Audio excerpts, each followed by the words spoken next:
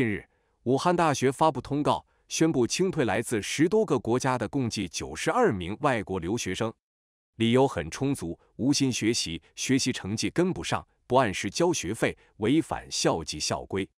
武汉大学的这一举动引起了全国网友的赞赏和喝彩，这也预示着中国大学开始真正走向国际化，而不是归来求国际化。在以往，为什么有那么多洋垃圾？今天我们聊聊这个话题。武汉大学清退洋垃圾的同时，国际高等教育研究机构 TUS Quality Siemens 发布了第20版世界大学排名。这一消息快速冲上了热搜，被无数人关注。各个中国的大学为了这个排名更是绞尽脑汁，几乎想尽一切办法。所谓世界大学排名，大约从2004年开始搞的，除了很多人熟悉的英国 TUF 世界大学排名，还有英国泰晤士高等教育世界大学排名、美国 USNUF 世界大学排名等，全部都是昂撒人搞出来的。为了争取这个排名，得到昂撒人认可，美西方集团的这个二淘沙三试的方法，让无数中国大学竞折腰，不仅以昂撒人的评价标准为准则，可能还要给他们乖乖送钱，能让洋大人对自己的评价高一点。而昂撒人认为，中国的大学搞得好不好，有没有和国际接轨，有6项准则，分别为学术声誉、雇主声誉、师生比、论文引用数、国际教师比例、国际学生比率。其中的国际学生比率是非常重要的硬性标准，就是学校中的洋留学生越多越好，洋留学生占比越高，昂撒人就认为你越国际化。于是有些大学采用了各种方法，低标准、高补贴，给予超国民待遇，甚至帮他们找学伴来吸引留学生来自己的大学读书。还有国际教师比例，也是输送洋垃圾的重要手段，比如啥大学的垃圾外教杀了女学生，不说了。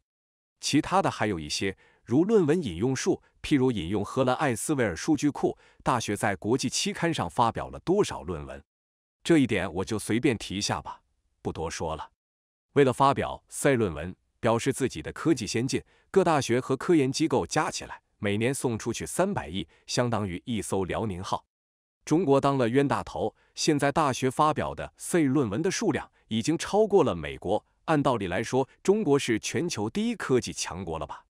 可惜并不是，就算我们的赛论文的数量超过美国10倍，也不能证明我们的科技比美国强，只能证明我们人傻钱多，羊毛被薅得多。除了这些以外，昂撒人还有2项重要指标：学术声誉、雇主声誉。也就是说，你的口碑好不好？你的口碑谁说了算呢？大学给国家做了重大项目吗？研发了国之重器吗？指导了共同富裕吗？这算好口碑吗？不，昂撒人说了，这都没用。你为国家的崛起与发展做了多大贡献，一点也不重要。重要的是，国际专家和学者是否对你认可，对你的评价怎么样。说白了，美西方集团觉得你好，你就好；觉得你不好，你就不好。如果你能多培养几个余茂春到美国白宫去上班，昂撒人必然对你赞不绝口。相反，为了中华崛起而奋斗，研发大国重器的国防妻子，在昂撒人搞的大学排名中低得惊人。培养航天航空人才，走出太空探测总设计师，研发天宫2号、天舟1号的，主持全球最尖端科技的国防妻子，排名基本上都在300名到400名左右，还不如印尼的卡扎马达大学。你对国家做了贡献有什么用？你没有国际化，洋人没说你好话啊。所以你就不是好大学。地球人都知道，昂撒人对中国的围堵与遏制不断加强，全力绞杀中国的复兴，天天做梦都想着让中国衰落。但是中国有一部分的大学却坚定地认为，他们办得好不好，得由昂撒人说了算，这真是多多怪事。就好像很多人痛心疾首，说中国不行啊，诺贝尔奖拿得太少了，要为国争光，要拿诺奖。听了这话我就笑了，在10几年前，大和尚和刘晓波就拿过诺贝尔奖了，你管这个叫为国争光？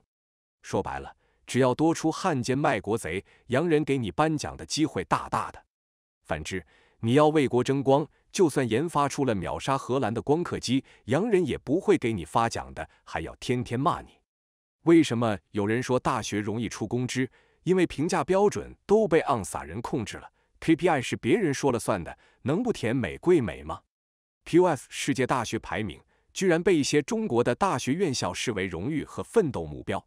这个所谓的排名，其实就是英国的一个名叫 Quacquarelli Symonds 的教育公司搞出来的，既不是科研机构，也不是学术机构，说白了就是个留学中介教育机构。就这么一个英国的留学机构，在某些大学的眼中，比教育部还厉害，简直就是太上皇。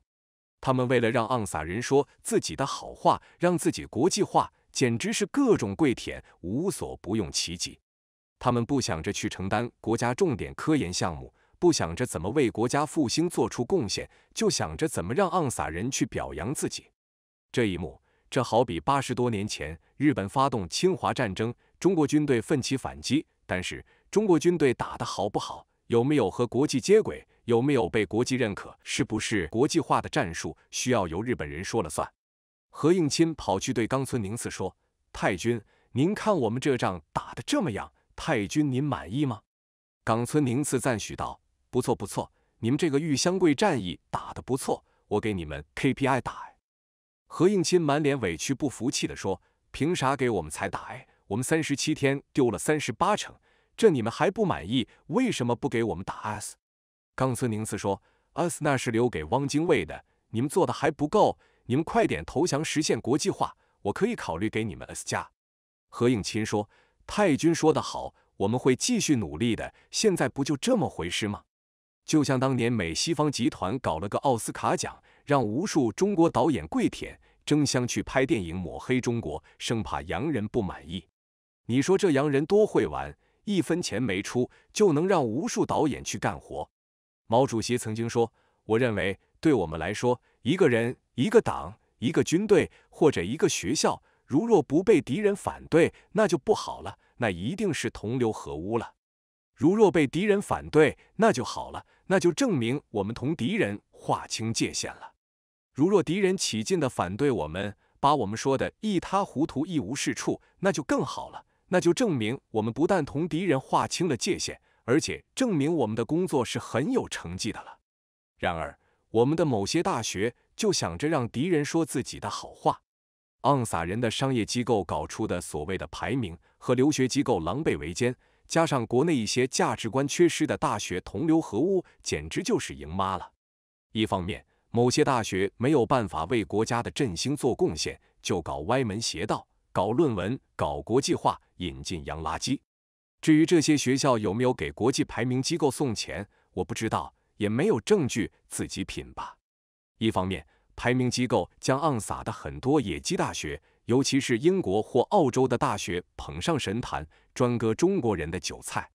我们一方面花钱请洋垃圾过来，一方面再让人带钱出去读野鸡大学。中国的留学生生生把澳大利亚和英国的经济搞活了。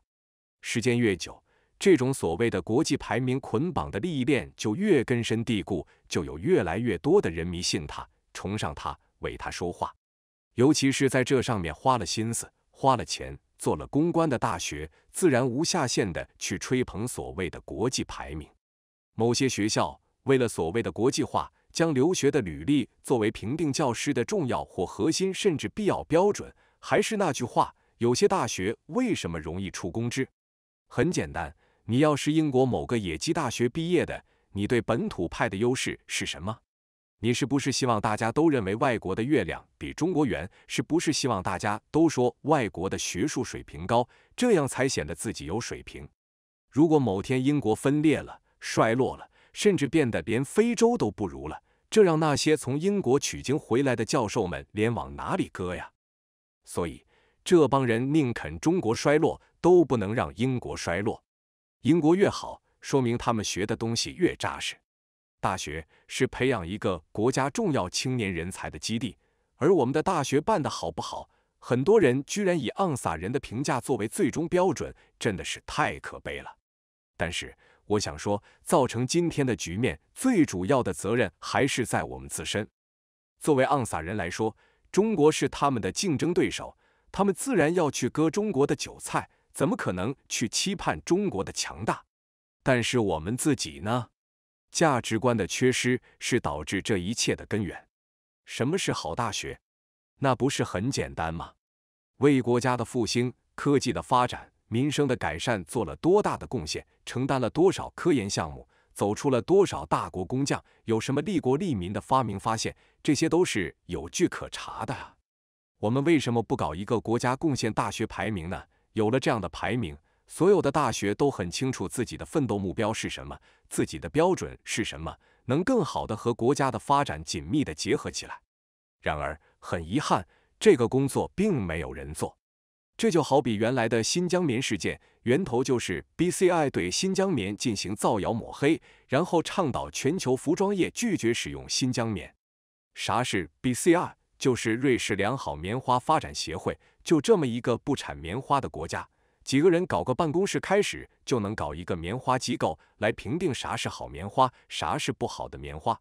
最后和一群供应商形成了一个强大的利益联盟。他凭什么呀？但是这个事情骂 BCI 有什么用啊？舆论的战场，我们不占领，别人就会占领。一样的，我们不去制定标准，别人就会去制定标准。什么是好大学？我们不说清楚，昂撒人就会去说，他们就会去制定这个标准，去引导我们某些大学的价值观。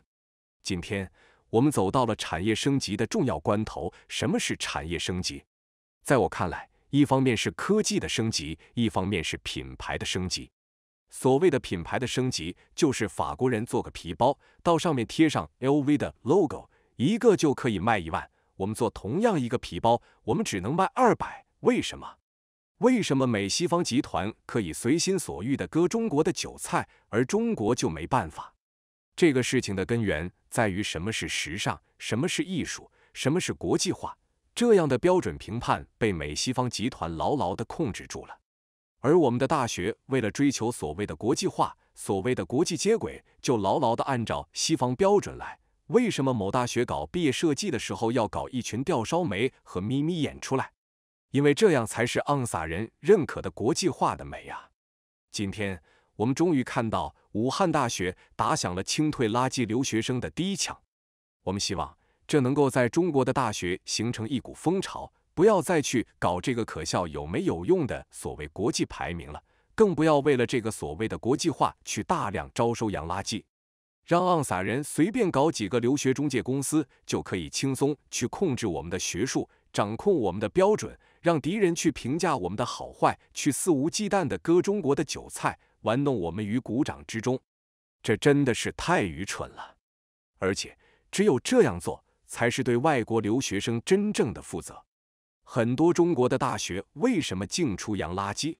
非洲人说我到中国来，本来是想好好学习，天天向上的，可是来了以后，不管我学的好不好，你们动不动就给我奖金和补贴，好吃好喝招待我，还给我介绍学伴，我学不学好都给我毕业证，你们天天拿糖衣炮弹打我，这谁能顶得住？